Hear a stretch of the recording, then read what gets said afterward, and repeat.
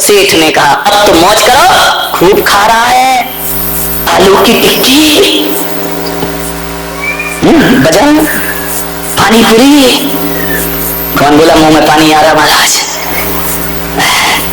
खाई जा रहा है डोसे, समोसे, चाट, फरसाण। ये मराठी लोग फरसाण ही तो होता है वो, है ना? समझ गया, चौंके में मिलता है मुझे रोज। विचार करिए, खाई जा रहा है, दोनों हाथों से ऐश कर रहा है, माला फेरना बंद, पूजा करना बंद, जाप देना बंद, दान दक्षिणा बंद, सब अंतिम समय में कर लूंगा। अभी इतनी जल्दी क्या है? समय बीता, एक दिन यमराज आ गए। खाट पे लेटा था, यमराज आए, सेठ ने कहा मित्र बोले आज धंधे पे निकला हूं, आज दोस्ती वाला काम नहीं है। बोले क्या मतलब? बोले चलो। अरे बोले पागल, दिमाग खराब है क्या तुम्हारा? चलो। ऐसे कैसे चलो? अपना वचन भूल गए? बोले मैं काय को वचन भूला, मुझे तो पूरे वचन याद। अरे यमराज ने चलो, ज्यादा बकवास बंद कर, इतनी मोहलत दे रहा हूं कि दोस्ती थी, नहीं तो अभी तक तो उठा के ले जाता तुझे। सेठ के तो होश उड़ गए। उसने कहा यार तुम्हारे जैसा बेईमान नहीं देखा मैंने। अरे बोले काय का बेईमान? बोले तुमने कहा था ना कि 1 महीने पहले चिट्ठी लिखूंगा। तो सेठ यमराज ने कहा मैंने तो लिखी थी। बोले नहीं लिखी है। अरे मेरे पास नहीं आई भाई, कोरियर वाले को फोन लगाओ। बोले यार 1 नहीं आई होगी, 2 नहीं, मैंने तो 4 चिट्ठी लिखी है। 4 चिट्ठी, 1 भी तो मेरे पास आई नहीं। अरे बोले भेजिए से, तेरे पास पढ़ने का समय। अरे बोले यमराज एक बात बता, ऐसा तो नहीं, मैं ये नहीं कहता कि तुमने चिट्ठी नहीं लिखी है, हो सकता चिट्ठी लिखी हो, एड्रेस शांति सेठ का डाल दिया हो सकता है एड्रेस गलत लिख दिया हो। बोले नहीं नहीं, एड्रेस तो बिल्कुल, हमारे यहाँ तो कंप्यूटर से भी तेज माइंड है, जो एड्रेस तूने दिया था वही एड्रेस। आदमी से सोचा सेठ ने, देखो यमराज देखो मजाक मत करो, तुमने कोई चिट्ठी नहीं भेजी, प्लीज अभी 1 महीने का समय दो, मैं चलूंगा। अरे बोले मैंने 4 चिट्ठियां भेजी। बोले 4 चिट्ठी भेजी? अरे 5वीं तो अभी अभी भेजी है, 6 दिन पहले। 5 चिट्ठियां? बोले हाँ, लेकिन सेठ तेरे पास पढ़ने का समय। पत्नी को बुलाया, अरे भगवान इधर आ। पत्नी ने कहा क्या, क्यों चिल्ला रहे सुबह सुबह, क्यों बकबक कर रहे हो? अरे बोले सामने अब यमराज को दिखाई तो देते नहीं, अदृश्य खड़े सेठ को दिख रहे हैं बस। बोले एक बात बता, कोई चिट्ठी विट्ठी आई क्या? बोले तुम्हारे लक्षण इतने खराब हैं कि तुम्हें तो आतंकवादी भी चिट्ठी नहीं लिखेगा, रिश्तेदार क्या लिखेंगे, ऐसा तो तुम्हारा व्यवहार है। अरे सेठ ने कहा देख तू आज ज्यादा मुंह मत चला, शांति से बता वो चिट्ठी कहाँ है। बोले किसकी चिट्ठी? बोले यमराज की। अरे उसने सेठानी ने कहा तू सठिया गया क्या बुड्ढा, यमराज को चिट्ठी लिखता है क्या, पागल हो गया, दिमाग खराब। अरे उसने कहा देख भगवान, जिंदगी मौत का सवाल है, चिट्ठी बता कहाँ है। उसने कहा देखो कोई चिट्ठी मिट्ठी नहीं, और यमराज को चिट्ठी लिखता है क्या? बड़े बेटे को बुलाओ, बेटा इधर आओ। बोला पिताजी वो चिट्ठी कहाँ है? अरे बड़े लड़के ने कहा कौन की चिट्ठी भाई, अभी तक तो जितनी आए वो नोटिस ही आए हैं, चिट्ठी तो किसी की आई नहीं है। अरे उसने कहा देखो बेटा बहुत खतरनाक मोड़ पे खड़ा हूं, जहां भी रखी चिट्ठी दिखाओ। बोले किसकी? अरे वो यमराज अंकल की। अरे उन्होंने कहा बुड्ढा पागल हो गया, इसको आगरा भेजो, 2-4 करंट लगेंगे, बुद्धि सही होगी इसकी। बोले यमराज अंकल बना लिया इसने उसको।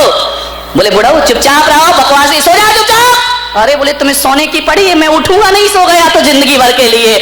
मेरी चिट्ठी कहाँ है? बड़ा जोर जोर से रोया, मेरी चिट्ठियां।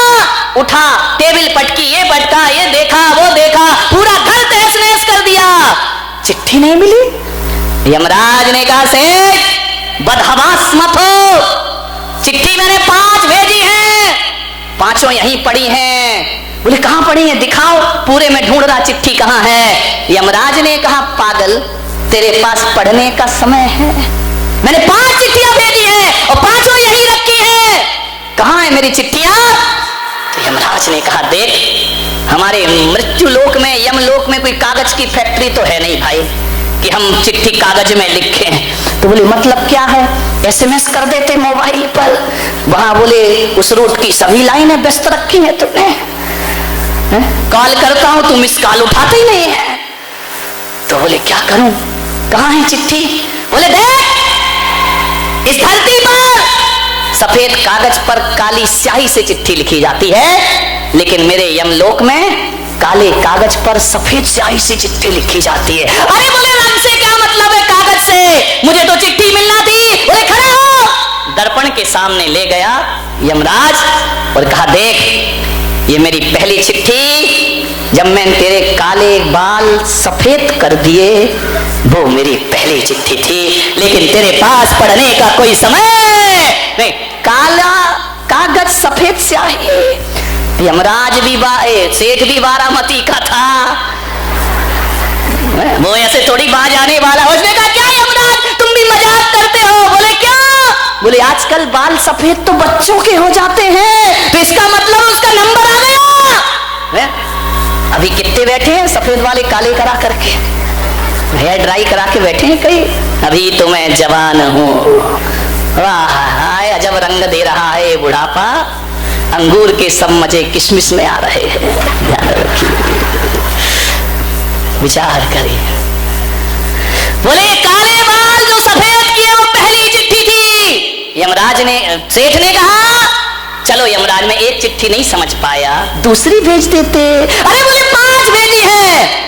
जब मैंने तेरे बाल सफेद किए वो मेरी पहली चिट्ठी थी, और जब मैंने तेरे दांत उखाड़े वो मेरी दूसरी चिट्ठी थी, और जब मैंने तेरी नजरें कमजोर की वो मेरी तीसरी चिट्ठी थी, और जब मैंने तेरी कमर तोड़ दी वो मेरी चौथी चिट्ठी थी, और जब मैंने झुर्रियां डाल दी शरीर में वो मेरी 5वीं और आखिरी चिट्ठी। 5 चिट्ठी पढ़ने का समय नहीं सेठ तुझे, चल अब तेरे चलने का समय। बारामती के सेठो कितनी चिट्ठियां आ गई, आज दर्पण में जाके देख लेना कितनी कितनी चिट्ठी किसकी आ गई। किसी की तो चौथी दिखाई दे रही है, किसी की 5वीं आ गई। समझ जाओ मेरे भाई, ध्यान रखिए, ये यमराज की चिट्ठियां बिना सूचना दिए यमराज कभी आते नहीं है। मान्यवर, आपसे मेरा एक ही निवेदन है, इन चिट्ठियों को नजरअंदाज मत करो।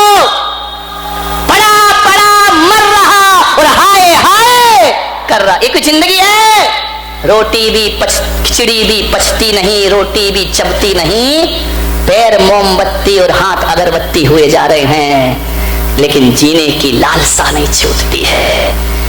चिट्ठी आ गई, दांत टूट गए, पापड़ पीस पीस कर खाए जा रही है। ध्यान रखिए। एक ने पूछा महाराज पापड़ और झापड़, पापड़ और झापड़ दोनों में कौन ज्यादा अच्छे हैं? मैंने कहा खा के देख ले। ध्यान रखना, मान्यवर, विचार करिए। आप सोचना है आपको किस गलतफहमी में जीते हो। मेरा मकान, मेरा बेटा, मेरी बेटी, मेरा परिवार, मेरा मेरा करते हो। बकरी जो मैं करे अपनी खाल खिंचाए, और मैना जो मैं ना कहे दूध भात नित खाए। ध्यान रखिए, ज्यादा मैं करके मत जियो। क्या है तुम्हारा, विचार करिए। आज घर जाना और घर जाकर के देखना जैन दर्शन क्या कहता है। घर जाना और घर जाकर के तुम्हारे घर के किसी कोने में एक छिपकली बैठी होगी, उस छिपकली से पूछना कि बहन जरा ये बता ये घर किसका है। जवाहर सेठ पूछना ये घर किसका है। छिपकली क्या बोलेगी? बोलो बोलो, क्या बोलेगी छिपकली? कि जवाहर सेठ का है, अजीत सेठ का है, शांति सेठ का है, राजकुमार गांधी का है? नहीं, छिपकली पूंछ हिलाएगी और कहेगी ये घर मेरा है। किसी कोने में चींटियों ने बिल बनाया होगा, पूछना ओ चींटी बहन ये घर किसका है। तो चींटी कहेगी सावधान ये घर मेरा है। चिड़िया ने घोंसला बनाया होगा, चिड़िया से पूछना ये घर किसका है। चिड़िया कहेगी ये घर मेरा है। और तुम्हारे घर में एक कुत्ता रहता होगा, कुत्ते से पूछना ओ कुत्ते भाई ये घर किसका है। वो भौंक करके दुम हिला के कहेगा ये घर मेरा है। और अपने बेटे से पूछना ये घर किसका है, वो कहेगा पापा ये घर मेरा है, वो तुम भी कहते हो ये घर मेरा है। कुत्ते की सोच में और तुम्हारी सोच में ज्यादा अंतर नहीं है मेरे भाई। कुत्ता भी कहता है घर मेरा है और तुम भी कहते हो कि घर मेरा है। और घर तुम सबको देख के हंस रहा है कि ये नादान मैं खड़ा रहूंगा और तू यहां से बाहर निकाल दिया जा। कौन सा घर मेरा, कौन सा घर मेरा? किस गलतफहमी में जीते हो? बेटा मेरा, बेटी मेरी, पागल हो गए? कौन बेटा कौन बेटी? एक बात याद रखना, बेटा तुमसे पैदा हुआ है, तुम्हारा नहीं है। ध्यान रखना, इस भ्रम में मत जीना कि मेरा बेटा है। पैदा तुमसे हुआ है लेकिन तुम्हारा नहीं है। वो बेटा बहू की अमानत है।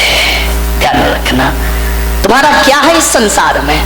बेटा बहू की अमानत है। जिस दिन बहू आएगी अपनी अमानत वापस ले लेगी। ध्यान रखना, बेटी दामाद की अमानत है। जिस दिन दामाद आएगा बेटी ले लेगा। अब तुम्हारा क्या है? मकान कुत्ते की तरह चिल्ला रहे मेरा मेरा मेरा, वो भी तुम्हारा नहीं है। विचार करिए, बेटी दामाद की है, अमानत है, बेटा बहू की अमानत है। अब क्या है तुम्हारा? ये शरीर, ये शमशान की अमानत है। एक दिन शमशान तुमसे वापस मांग लेगा। अब क्या बचा? अब ये आत्मा, ये भी तुम्हारी नहीं, ये उस परमात्मा की अमानत है। ध्यान रखिए, इन अमानती सामानों में जी के मेरा मेरा कहते हो। बारामती वालों, आज आपको संदेश दे रहा हूं, जो जिसकी अमानत हो उसे वापस कर दीजिए। बेटा बहू की अमानत है, बहू को दे दो। मत सोचो कि अलग क्यों हो गया, उसकी अमानत है, उसने ले ली। बेटा बहू की अमानत है, उसे बहू के हवाले करो। बेटी दामाद की अमानत है, उसे दामाद के हवाले करो। शरीर शमशान की अमानत है, शमशान के हवाले करो। और आत्मा परमात्मा की अमानत है, इसे उसके हवाले कर दीजिए। ध्यान रखिए, तुम्हारा जीवन सार्थक हो जाएगा। प्रभु के हवाले कर दीजिए अपने आप को। लोग कहते हैं जब सिकंदर और रावण धरती पर चलते थे तो धरती कांपती थी। अरे धरती कांपती नहीं थी मेरे भाई, धरती इन लोगों पे हंसती थी, मजाक बनाती थी। धरती कहती थी ये मेरे अंश होकर मुझ पे ही अकड़ के घूमता है, एक दिन तुझे मुझ में ही आके समाहित हो जाना है। आपको मालूम है हमारे देश में एक प्रांत का नाम है कन्याकुमारी, मालूम है? कश्मीर से कन्याकुमारी। कन्याकुमारी का मतलब जानते हो? ये नाम केवल भारत के एक प्रांत में, दुनिया में कहीं ना मिलेगा। वो कन्याकुमारी नाम क्या कहता है समझ लीजिए। वो कन्याकुमारी कहता है कि इस देश की धरती की मांग हर किसी ने भरना चाहिए। सिकंदर आया, उसने मांग भरना चाहिए, वो पति बनना चाहा। भरत चक्रवर्ती ने मांग भरी, उसने सोचा धरती का पति मैं बन जाऊंगा, अधिपति बन जाऊंगा। रावण ने भरी, सब आए इस धरती की मांग भरने। धरती ने कहा तुम हमारी मांग क्या भरोगे, मांग भरने से पहले तुम हम में ही समाहित हो जाते हो। अरे ये धरती पहले भी कुमारी थी और आज भी कुमारी है, इसलिए हमारे देश में कन्या कुमारी। ध्यान रखिए,